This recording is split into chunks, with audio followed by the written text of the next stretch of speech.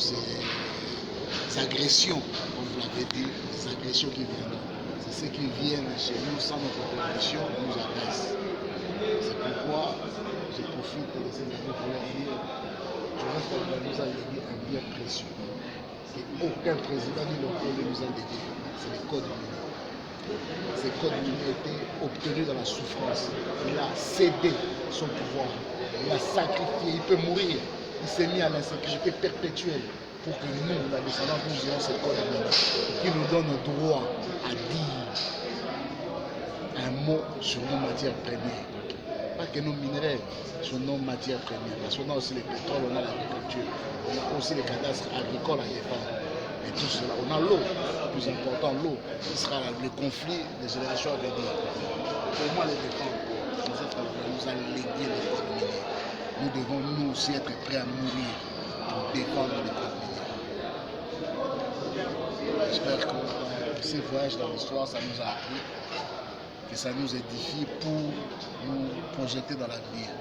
Mais retenez une chose, quand on est passé devant la salle de couronne, le directeur nous a donné un exemple là, comment régler des conflits. Aux temps anciens, c'était normal qu'on règle ce genre de conflits. Aujourd'hui,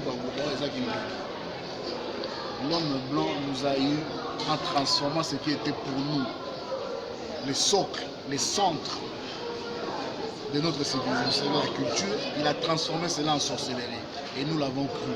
Nous avons dégagé. Avant, les sculpteurs, c'était des hommes puissants dans ce pays. Après l'indépendance, les sculpteurs, c'était des hommes puissants, ils étaient riches.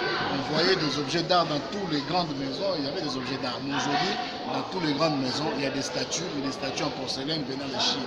Tu ne verras jamais une statue en bois fait par un sculpteur congolais. Pourquoi? Parce que les gens de leur imaginaire mettent un statut en bois dans la maison, c'est ramener des esprits mauvais, c'est ramener les démons, la sorcellerie dans la maison. L'homme blanc nous a brisés.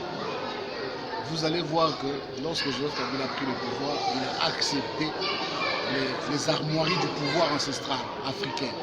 Mais aux dernières remises et reprises, c'est qu'il n'a pas accepté. Il n'y a pas eu les échanges avec les chefs coutumiers. C'est-à-dire qu'il a refusé de prendre le pouvoir ancestral. Pourquoi? Parce qu'il vit dans une compréhension de l'histoire. Le Congo, peu importe, je peux choquer des chrétiens, le Congo n'appartient pas à Christ, il appartient d'abord aux Congolais. Christ est né en Israël ils ne sont pas chrétiens, ils sont juifs. Là où il est né, ses frères à lui ne sont pas chrétiens, ils sont juifs. Donc nous devons d'abord être Congolais.